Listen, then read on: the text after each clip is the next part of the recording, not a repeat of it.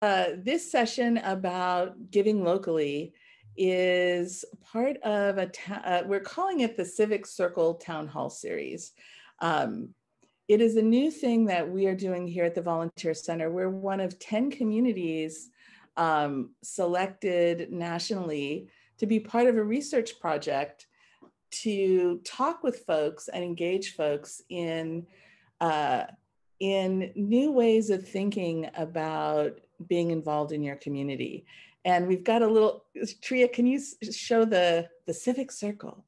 So, during the time of COVID, when folks were feeling very disconnected, some of our national research partners really were reaching out and talking to people across all generations about what their hopes were and how they wanted to be engaged with their community to live a meaningful life.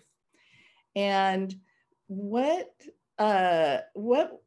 came out of this is this idea that the way that we renew our civic life, the way that we live a more meaningful life, perhaps isn't only to use traditional organizing, but this idea of what if each of us was at the center of of meaningful engagement. And when people were asked about what their hopes for engagement were, some of these are real.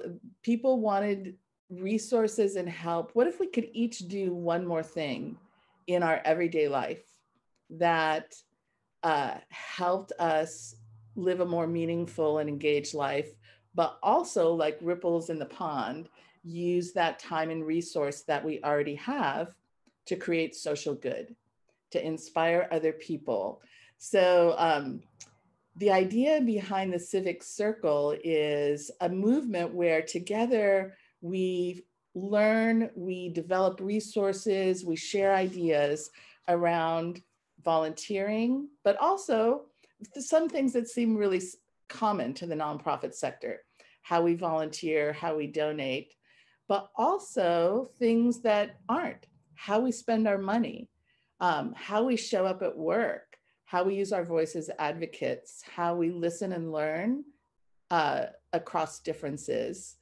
So what we're doing is hosting these sessions just to get people to chat. And the sessions have a formula to them that because Santa Cruz is such a great community, our job as the Volunteer Center is to help bring some local leaders who we know from their work out in the community that are already thinking about these ideas. And we start off the sessions with about a half-hour conversation. And if you have questions for our panel, Tria, we can be done with the Civic Circle. So if you go to our website where you signed up for the town hall, you'll see a bunch of, not just tonight's, but a bunch of these topics. You'll see some beautiful research thought guides, learning guides with national resources and links and movies. What we can do now is we're just gonna start off with some thoughts from our wonderful panel, and then we'll open it up for everyone to join in. We'd love to take your questions. And then about halfway into this, when we have bigger groups, we have some trained facilitators from the Volunteer Center who do breakout groups. But if we have a small group like this, we can just chat among ourselves and share ideas among ourselves. So with that, I would like, is any questions at this time? Because if not, I'd like to introduce our panel, which I'm super excited. We have the amazing Jeannie Howard, who is the founder of Santa Cruz Gives Locally. Her real job is a very amazing media professional and news professional and publisher for many years with the Good Times Publishing. Through her vision, she's brought in the last 7 years, an amazing crowdsourced tool to local nonprofits that launched today. We have Katie Fairbairn, who is the VP of Communication and Organizational Development for the Santa Cruz Community Credit Union.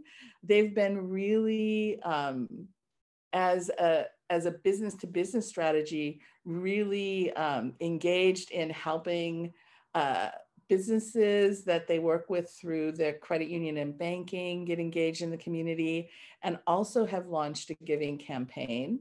And we have Hillary Bryant, who is the Donor Services Director and longtime activist and former mayor of Santa Cruz. She's now at the Community Foundation. And the reason, so we have some serious depth of knowledge and inspiration here on the panel. One of the things that we want to do in picking people to join us is to look at things from different perspectives. And donation is one of those, how we give is one of those really easy, one of those things where, because so many people give, there's a lot of myths around giving. You may not realize it, but actually, a lot of people think foundations and businesses, who we have represented here, are the major drivers of giving but actually it's the individual giving.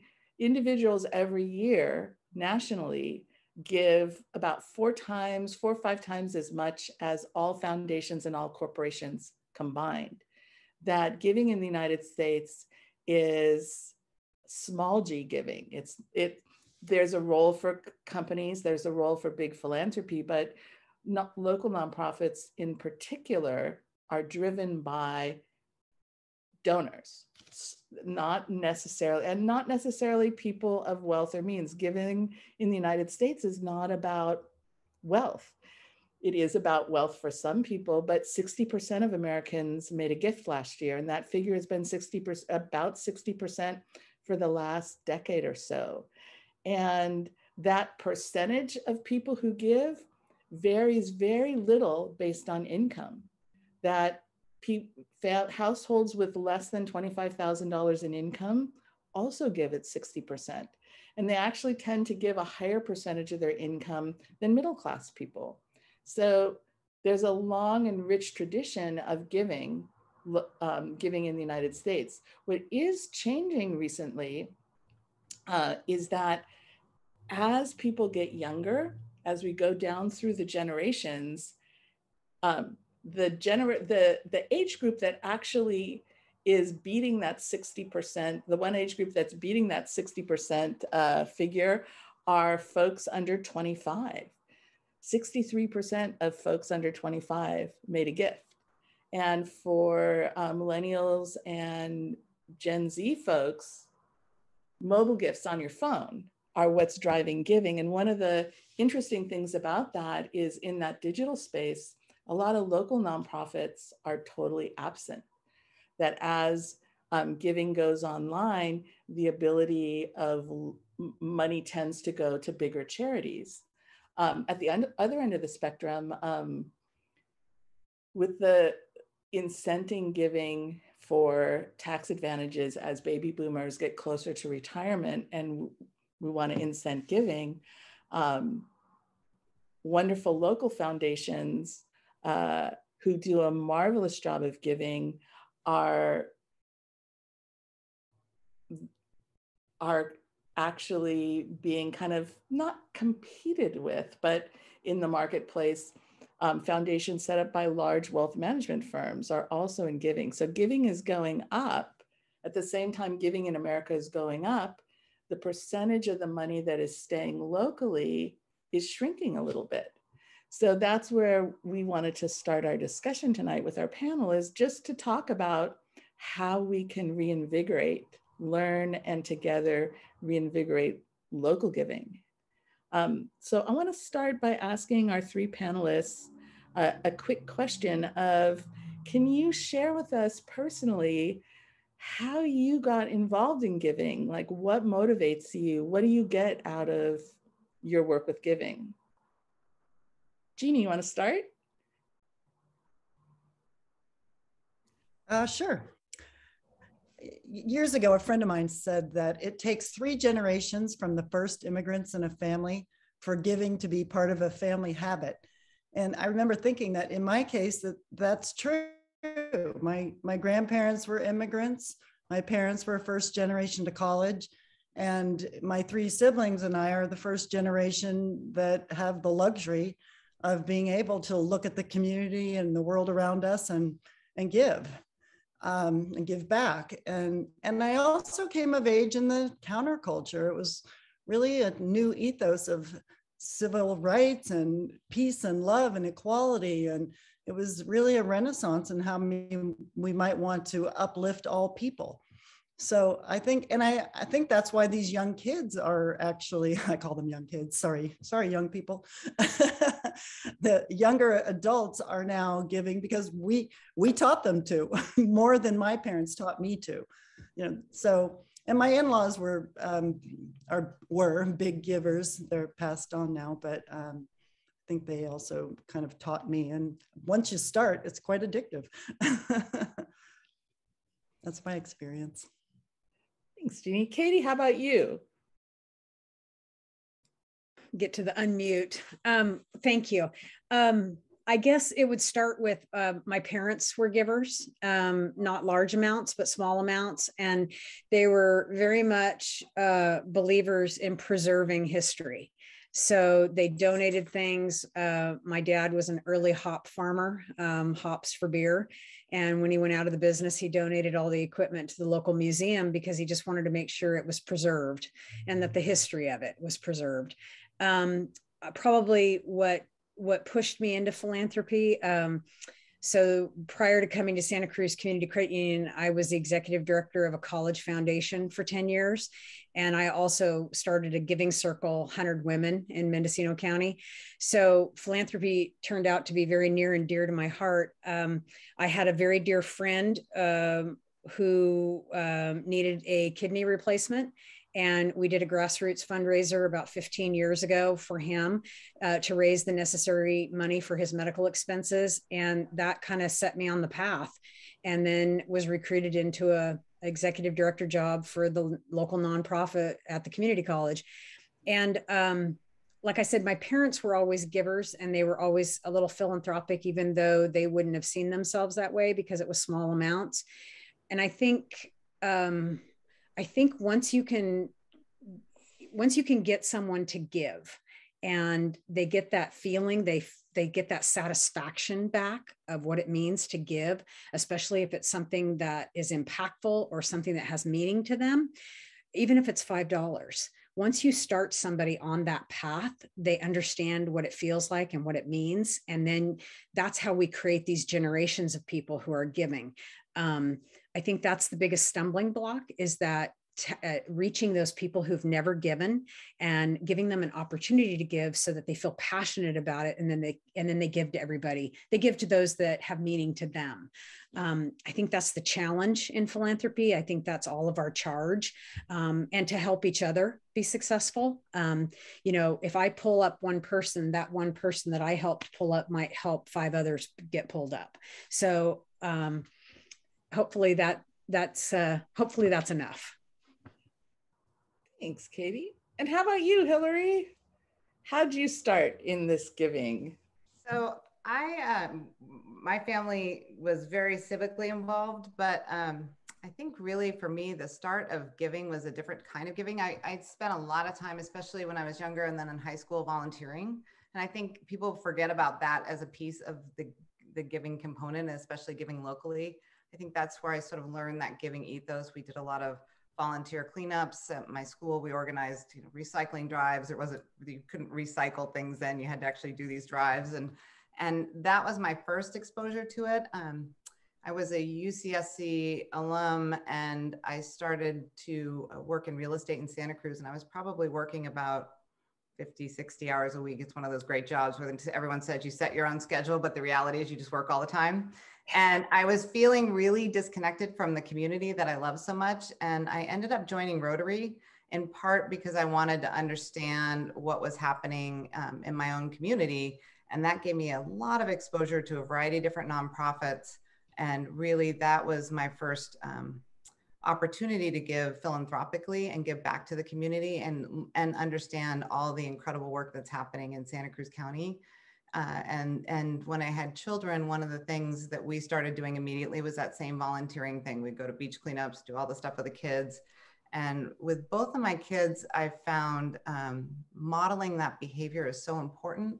And the other part to that, you know, they could really, some nonprofits and some charitable needs they really understood, others they didn't. But if you talk to a child about food insecurity, they all understand that. And they know what it means to be hungry. Both of my kids gave many birthdays up to Second Harvest Food Bank and did food drives. And I really think it's the modeling the behavior and the understanding, sort of like Katie said, it doesn't have to be a large gift. Giving comes in a variety of different ways. And the small gifts have a tremendous amount of impact. And it's really just about starting and then understanding all the opportunities and ways you can give back here locally. That's great. I want to encourage everyone, if you have any questions for our panelists at any time, because it's a reasonable sized group here, just go ahead and chime in and ask. And then in about 20 minutes, we're going to have some all group dialogue. But I do want to give, we have a couple questions to dive a little bit deeper into local giving resources here available for all of us that we may or may not know about. And I want to start with Jeannie, because today was the launch day for Santa Cruz Gives. The Volunteer Center is a proud co-sponsor of Santa Cruz Gives, but yeah. And Jeannie, you want to tell us what Santa Cruz, Jeannie, you can tell us about as giving moves to digital more, where crowdsourced donations are kind of dominated by the national and international sites. Jeannie's been a sort of motivating force to make that available for local nonprofits through Santa Cruz Gives. This is the 7th year of Santa Cruz Gives. And what did Santa Cruz Gives launch at today, Jeannie? Yeah, about $570,000 because of the advance work we do, raising matching funds and challenge grants, which are from sponsors and major donors. Now we open to the public. Yes. A lot. It's been a slow, gradual process. So this is a true crowdsourced campaign. Gifts start at $5. Why don't you tell us a little bit, Jeannie, about, because you have put so much time into this, why you are really dedicated to this idea of local crowdsource, and why should people give locally through Gives?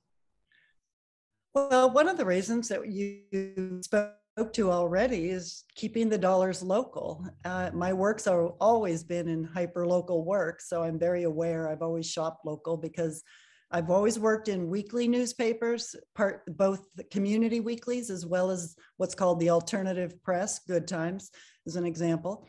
And our supporters are local businesses. You know, the major dailies always have had a lot of support from national corporate chains.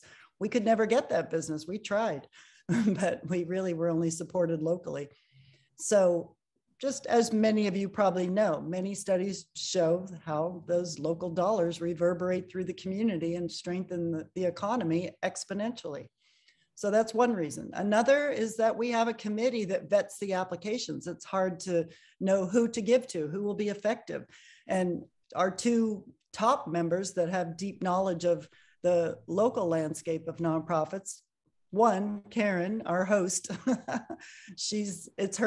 it's her work she's required to know all of the various nonprofits, as well as Hillary's colleague, Kevin Hewer from the Community Foundation.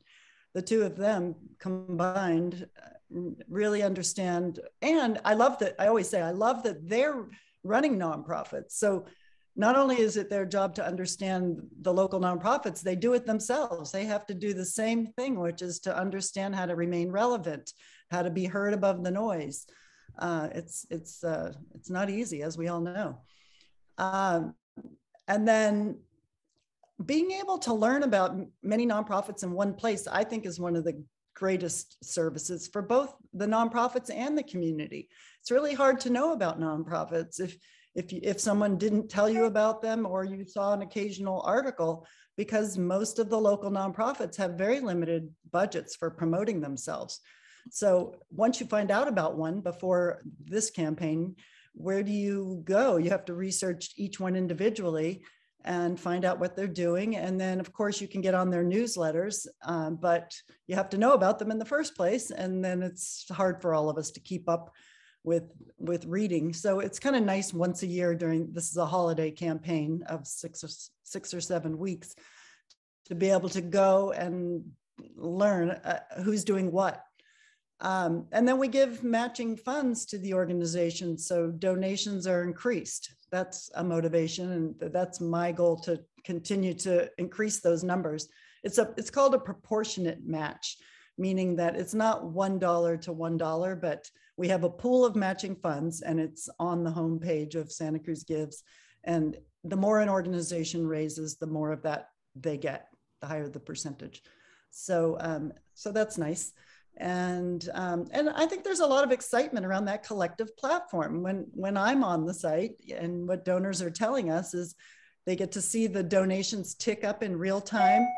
And there's a leaderboard that lists every nonprofit and your favorite ones. You can see how they're doing, and just feeling and watching others give in the community, and seeing, like I said, I got so many emails today of people saying something's wrong. Last year's campaign is still up.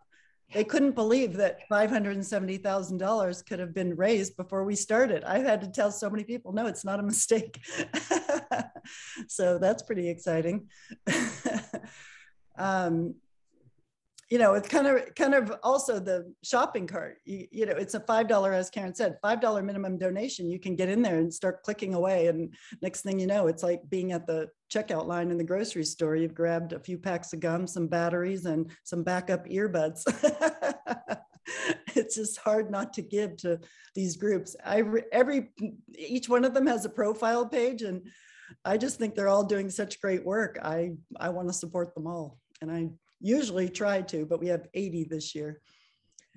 And it was really that good times. I was so impressed at you nonprofits and how clever you are with social media, because I've always had a newspaper.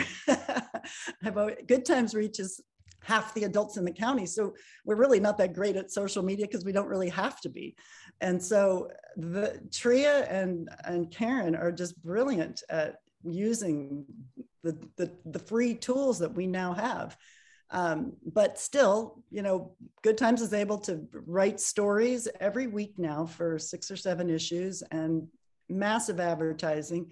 It's hard to put a dollar amount on it. I can put it on the ads, but not on the editorial. And I love that our competitors are on board.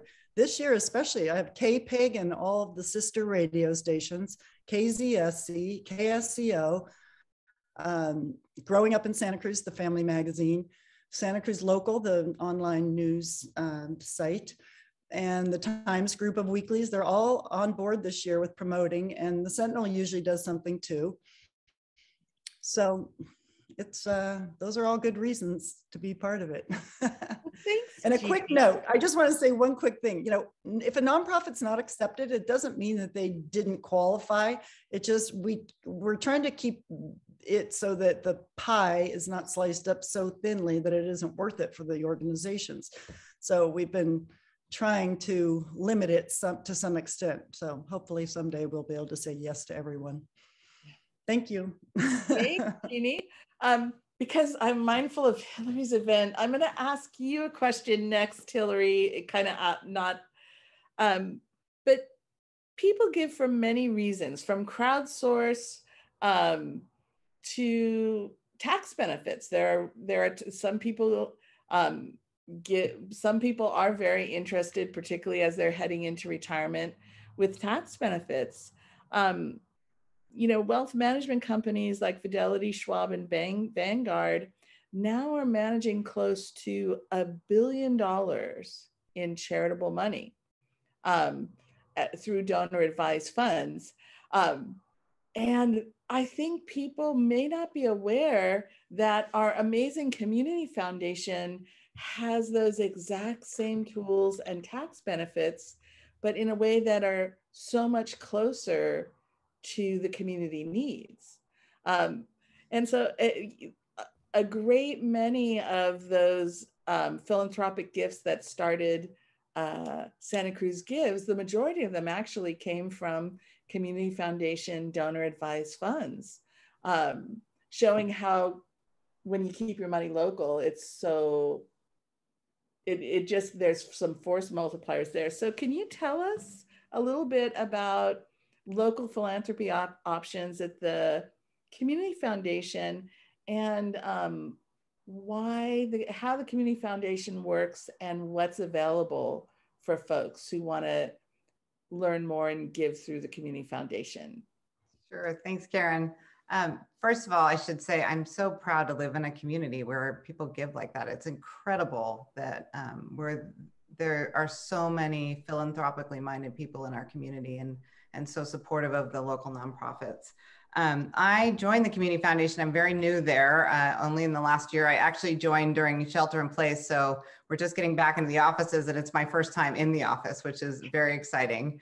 Hard to believe it's exciting to go to an office, but it is. And I just didn't understand the Community Foundation actually until very recently.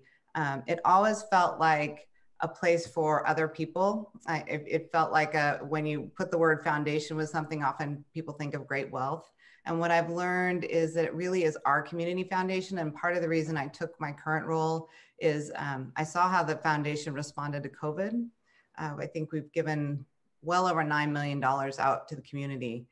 It responded quickly and rapidly in a way that, having spent time in local government, there's such layers of bureaucracy that there's a conversation and then a meeting and then a vote, and then you have to go through the red tape. And we often make the grants and the funds that go out to the community take so much time that the impact is diminished.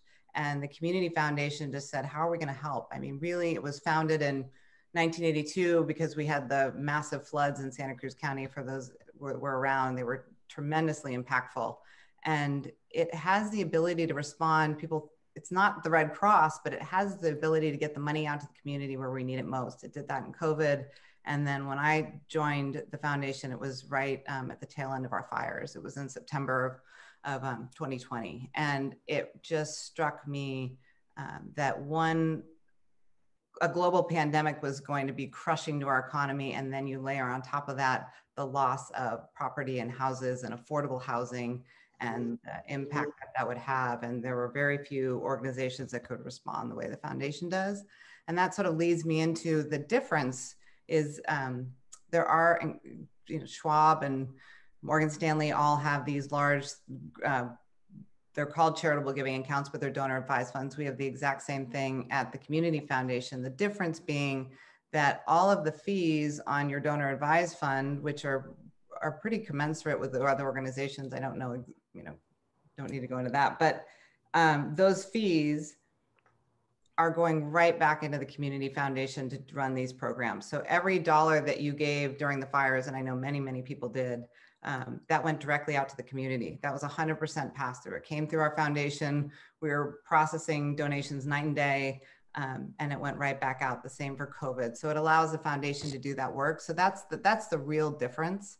And I can tell you, I had stories, this is going back to how generous our community is. We had people calling the office saying, I'm doing a fundraiser. I've been evacuated from my home. I want to give money. I'm trying to get it to you as quickly as possible, but I'm, driving my horses and my dogs and my family up to my mom's house to try to get out of the fires. And that's just so, it's so incredible how, even in the moment of somebody's worst moment and biggest crisis, they're one of their biggest crises in their lives, they're still thinking, how can I give back and how can I help others? And at least when I left my house was still standing. And the Community Foundation allows for the facilitation of that. So I'm certain that Morgan Stanley wasn't doing that in any of the fires. And that really is the difference, is that this foundation is your foundation, and we are here to help our community give back and support, again, our amazing local nonprofits.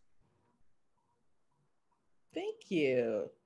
And I'm going to remind people, if you have any follow-up questions or anything, I'm looking at the chat, just put it in the chat. And as we're chatting as we're chatting with our panel, if you have questions, let me know. I want to ask Katie about the business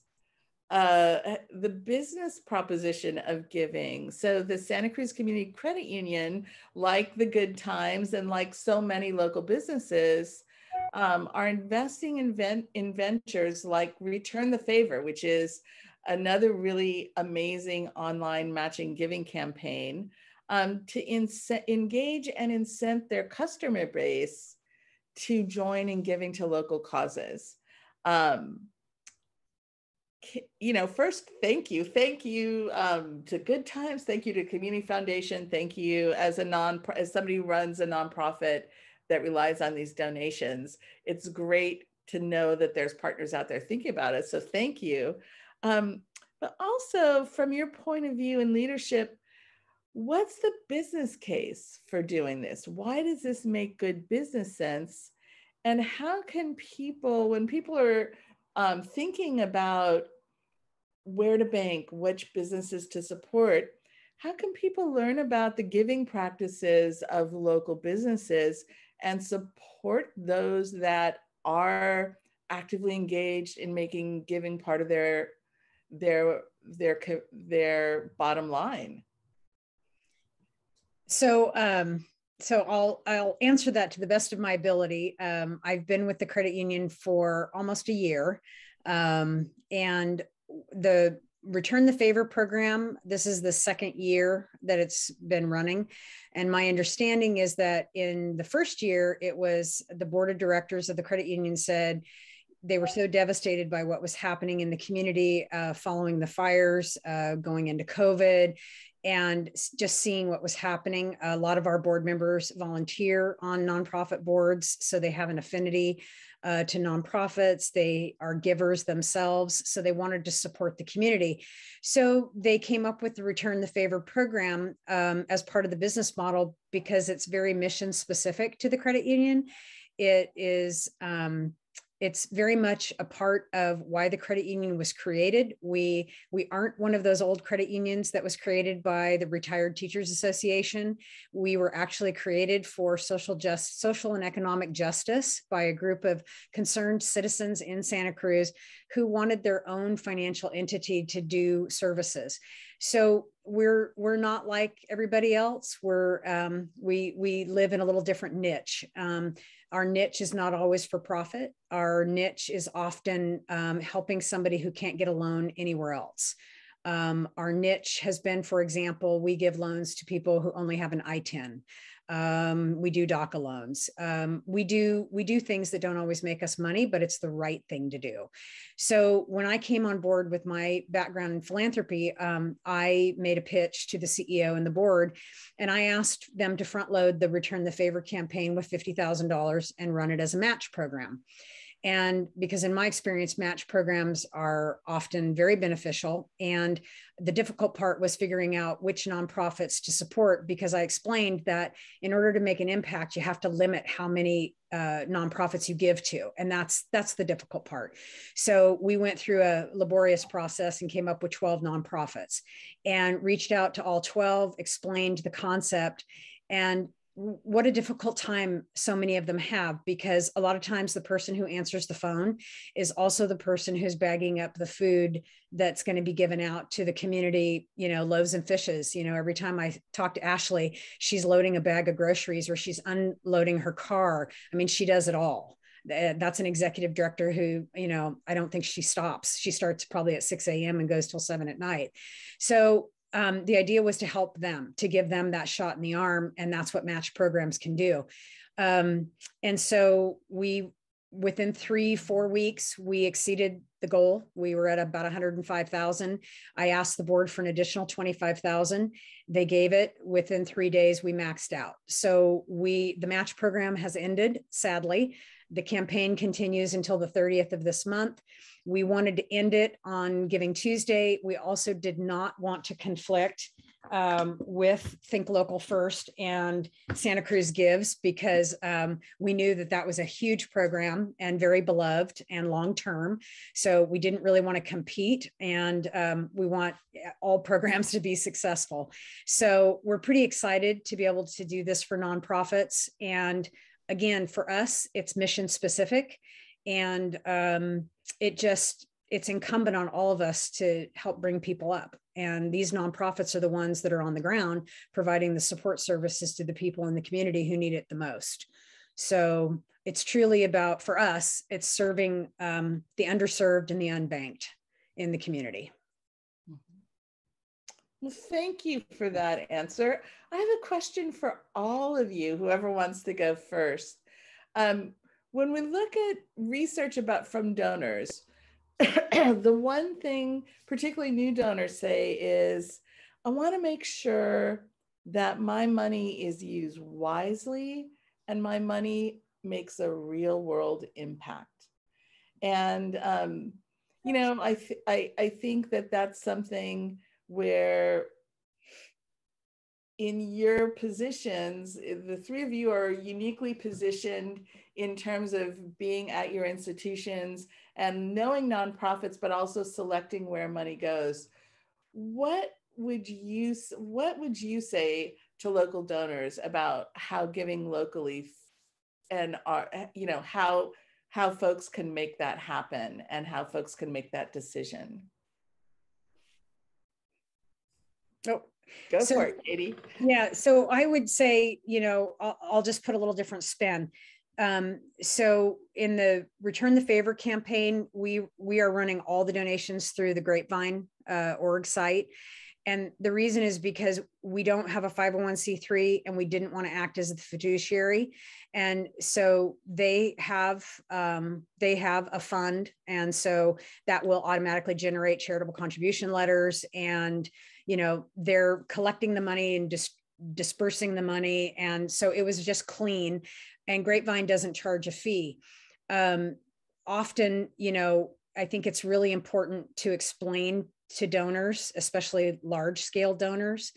They want to know that the money they give is invested well, and that there's a chain of command, that it's distributed, that it's maintained, and that comes with a cost. So often, community foundations, regardless of the area, have to charge a fee, because that fee is what funds the organization. That's what ensures that they are a good fiduciary, that they can do investments well, that they can have a nice office, they can, that they can distribute money in multiple ways.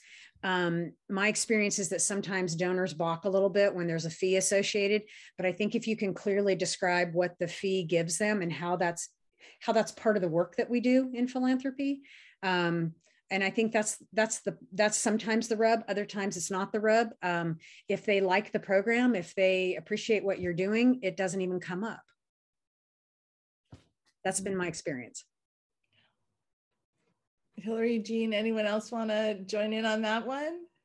Go ahead, Hillary. I'll go after you. You have to leave. I don't know when. Okay, for a few more minutes.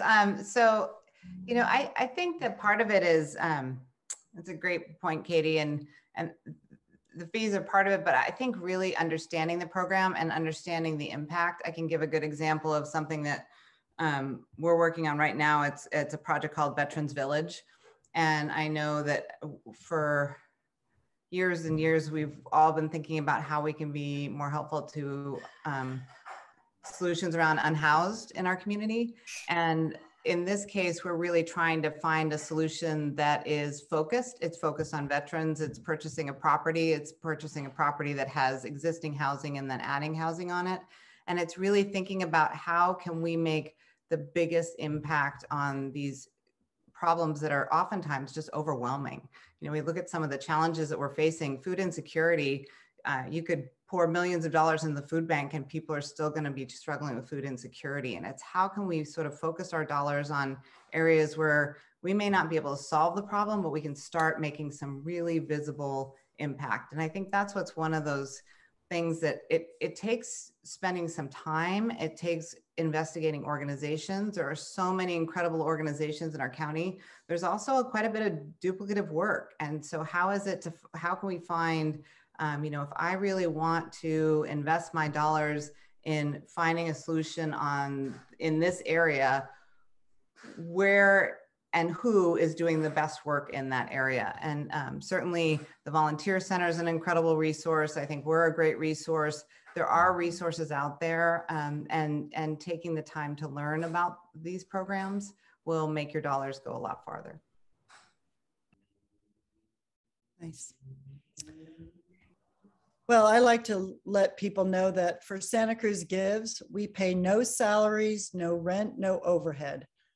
The only unavoidable costs are paying the website developer for the platform and the credit card payment processing fees that banks charge. And then we have a part-time bookkeeper during the campaign. That's it. All the rest of us are all volunteers, or we're supported by our organizations. I have the support of Good Times. Karen has the support of the Volunteer Center. But also we focus on one project so that donors know what they're gifting. It's really nice because you might, and I like to include the mission of each organization so you're kind of on board with the general thrust of what they're doing, as well as the project they choose. We call it the big idea for 2022. So each group picks one, and sometimes we ask for 2 projects if they want to present 2, and then our committee tries to help them choose one that we feel will resonate with donors, which it's always hard to know. But that's our strategy. And we also select small, medium, and large nonprofits so that we can give exposure and an opportunity to all levels, and a few young emerging nonprofits that it's a little hard to tell yet what their track records will be, but if we like their work and they seem sincere, you'll see we actually post a number of staff, full-time equivalent, and the number of volunteers, because some of these groups have zero staff, or one, or one has 0.2 paid staff. So I figured people would miss the point. So in parentheses, I put, whatever it is, 5 hours a week or something. Anyway, so we also try to choose to cover the county geographically. And I learned in the beginning that the San Lorenzo Valley and Bonnie Doon, that there's a great need and very few organizations that serve those communities. So we always try to pick someone that's covering those. So that's what we do. And everyone has their own passions. There's 80 organizations. So whatever interests someone. Can I ask a question of Jean? Yeah. So does the program, so is it date specific? It only runs during a certain time frame? Yes, it always runs through midnight of December 31st. And it always starts on the Wednesday around mid-November. So it started because Good Times comes out today. So it started today. And we take no money on challenge grants. You should know that, Katie. The challenge grants are 100%. Wow. We don't take any of it, because we want to encourage those major donors to support the nonprofits. I was just thinking, maybe it would be nice, because I know where I'm from in Mendocino County, there were times I would speak to people who wanted to give a gift that we couldn't accept. Might be a gift of land, might be a gift of something that the bylaws prevented us from accepting it. So I was very close friends with the executive director of the community foundation up there. And so we often helped each other, and we would provide referrals to other nonprofits or to other organizations that could accept the gift and it would benefit them. And so I was just thinking, if somebody called and said, hey, I want to give a $20,000 gift, through Return the Favor, I would say that's lovely, but that's probably too much because it's going to eat up such a small little pool we have. And so I might want to say, well, why don't you contact the Community Foundation, or why don't you contact Santa Cruz Gives? So it'd be nice if we I'm not trying to create work for anybody, but if we had like a little resource that we could share with one another about when we run these campaigns. For example, mine is September 15th to November 30th. And that's it. We aren't fundraising any other time outside those dates, similar to you. But if we had a request or something were to occur, then I would refer them to Hillary. Yeah. That's a great idea. And I would happily take them and get them out to the nonprofit. Me too. And this is what happens in local. So that actually, Katie and Jeannie and Hillary, that's a perfect segue to our next part of this event, which is first to thank Jeannie Howard for telling us about Santa Cruz Gives and all the work that she's doing to make local philanthropy work easy for people to give and a great supporter for nonprofits. To Katie for the Santa Cruz Community Credit Union and the Return the Favor and their work with justice every day as a local business. And Hillary for all the things you do for Santa Cruz and the Community Foundation. Santa Cruz Gives has websites and connections to all of these great programs you're gonna get tomorrow in an email from us with a local action guide. But the way you saw Jeannie and Katie kind of sparking the ideas of what we're doing so much, what more could we do, is the whole thing about why we want to host discussions. So we're starting off with a panel of folks who are neck deep in giving campaigns, but the idea behind the Civic Circle, the idea behind the Volunteer Center is every one of us. It takes every one of us to make a community thrive. It takes every one of us to make to make these campaigns work.